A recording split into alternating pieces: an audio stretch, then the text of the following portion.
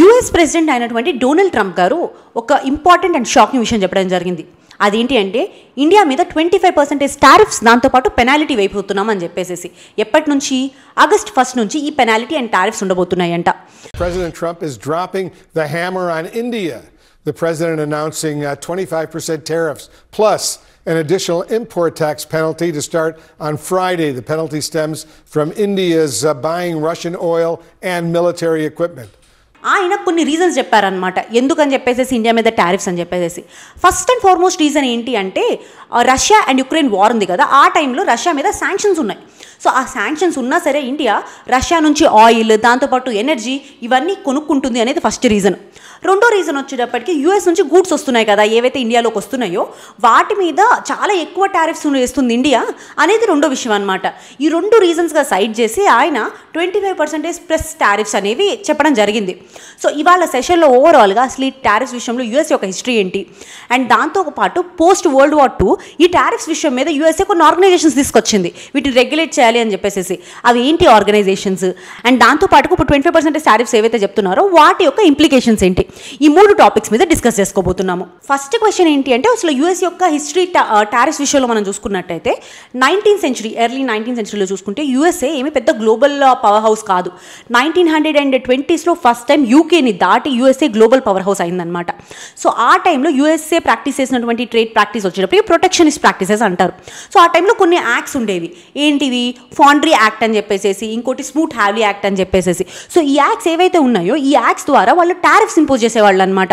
అంటే ఎవరైనా సరే గూడ్స్ యూఎస్ఏలోకి పంపిస్తున్నారు అనుకోండి, సో ఆ గూడ్స్ మీద ఎంత పర్సెంటేజ్ ఆఫ్ టారిఫ్స్ అనేవి ఉండేవి. అసలు అమెరికా ఎకానమీ రన్ అవుతుందంటే ఆ టారిఫ్స్ వల్లే రన్ అయింది అనుకునేవాళ్ళు ఆ రోజుల్లో. అండ్ ఇంకొక విషయం చూసుకున్నట్టయితే ఈ యాక్ట్స్ వల్ల ఏమైంది అంటే ఇప్పుడు ఫర్ ఎగ్జాంపుల్ ఒక కంట్రీలోకి మనం గూడ్స్ని పంపించాలి అంటే వాళ్ళంత టారిఫ్స్ విధిస్తే ఆబ్వియస్లీ ఇంకొక కంట్రీ కూడా సేమ్ అమౌంట్ ఆఫ్ టారిఫ్స్ విధిస్తుంది కదా. అంటే యూఎస్ఏ వేరే వాళ్ళకి ఏదైనా సరే గూడ్స్ పంపించాలంటే వాళ్ళు కూడా సేమ్ అమౌంట్ ఆఫ్ టారిఫ్స్ పెడతారు కదా. సో రిటాలియేటరీ టారిఫ్స్, వీటిని రిటాలియేటరీ టారిఫ్స్ అంటారనమాట. అంటే వేరే కంట్రీ కూడా ఇలా పెట్టినట్టయితే. సో ఈ టారిఫ్ వార్ అనేది పెరిగిపోయింది 1920s తరువాత మనం చూసుకున్నట్టయితే. సో ఆ టైంలో మనకి గ్లోబల్ రెసిషన్ కానివ్వండి లేదా ఇంకా ఎకనామికల్గా రెసిషన్ అనేది గ్లోబల్గా చూడొచ్చు. ఈ యాక్ట్స్ ద్వారా స్పెసిఫిక్గా చూసుకున్నట్టయితే 60% ఆఫ్ ట్రేడ్ వాల్యూమ్ అనేది కాంట్రాక్ట్ అయిపోయింది వరల్డ్లో.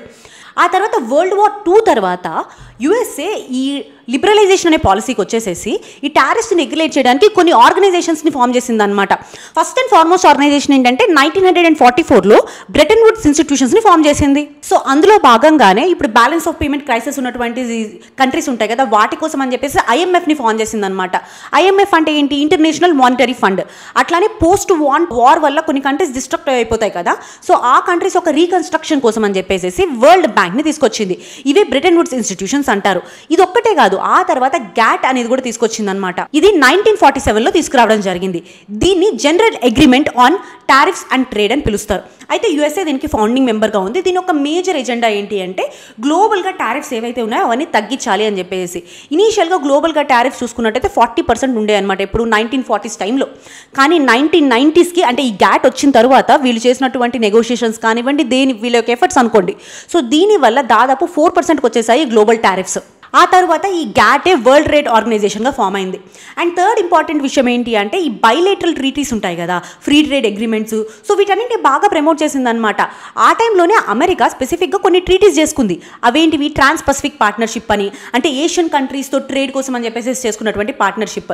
నాఫ్టా అని చెప్పేసి అంటే నార్త్ అమెరికన్ అసోసియేషన్ ట్రేడింగ్ కోసం అని చెప్పేసి. ఇందులో కెనడా, అమెరికా అండ్ దాంతోపాటు మెక్సికో కూడా ఉంటుంది. ఇదే కాకుండా కార్ యూఎస్ అని చెప్పేసి అంటే కొరియా అండ్ యూఎస్కి సంబంధించినటువంటి ట్రేడ్ అగ్రిమెంట్ ఇది. సో ఇలాంటి డిఫరెంట్ ట్రేడ్ అగ్రిమెంట్స్ ద్వారా ట్రేడ్ అనేది బాగా ప్రమోట్ చేసింది అమెరికా. సో బేసిక్గా దీనివల్లే గ్లోబలైజేషన్ కానివ్వండి లేదా వరల్డ్ ట్రేడ్ అనేది చాలా వరకు పెరిగింది. వరల్డ్ బ్యాంక్ యొక్క డేటా ప్రకారం చూసుకున్నట్టయితే వరల్డ్ యొక్క మెర్చండైజ్ ట్రేడ్ ఉంటుంది కదా, అది 1950లో 58 బిలియన్ ఉంటే 2020 కల్లా దాదాపు 18 ట్రిలియన్కి పెరిగిందనమాట. సో ఇది యూఎస్ఏ పోస్ట్ వరల్డ్ వార్ 2 తీసుకొచ్చినటువంటి ఇన్స్టిట్యూషన్స్. ఆ తర్వాత మన థర్డ్ క్వశ్చన్ ఏంటి అంటే ఇప్పుడు ఏదైతే 25% టారిఫ్ అని చెప్తున్నారో సో దీనివల్ల ఏ సెక్టర్స్కి ఎలాంటి ఇంప్లికేషన్స్ ఉండబోతున్నాయి అనేది చూద్దాము. ఫస్ట్ అండ్ ఫార్మోస్ట్ ఇంప్లికేషన్ వచ్చేటప్పటికి యూఎస్ఏకి మనం ఎక్కువగా ఏది ఎక్స్పోర్ట్ చేస్తూ ఉంటాము? టెక్స్టైల్స్ కానీ, యాపరల్స్ కానివ్వండి, లేదా ఫార్మాస్యూటికల్స్ కానివ్వండి. సో ఈ ప్రోడక్ట్స్ మనం ఎక్కువగా ఎక్స్పోర్ట్ చేస్తూ ఉంటాం అనమాట. ఆల్రెడీ యూఎస్ఏ మనకి మనకి టెక్స్టైల్స్ మీద దాదాపు 9%కి పైగా టారిఫ్ని విధించింది.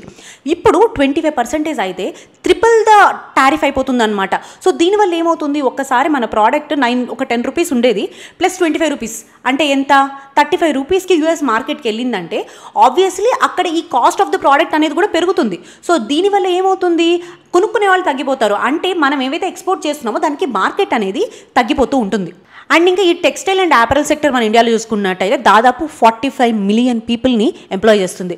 సో వీళ్ళందరి యొక్క లైవ్లీహుడ్ అనేది థ్రెటన్ అయ్యే అవకాశం ఉంది. ఇది ఫస్ట్ అండ్ ఫార్మోస్ట్ ఇంప్లికేషన్.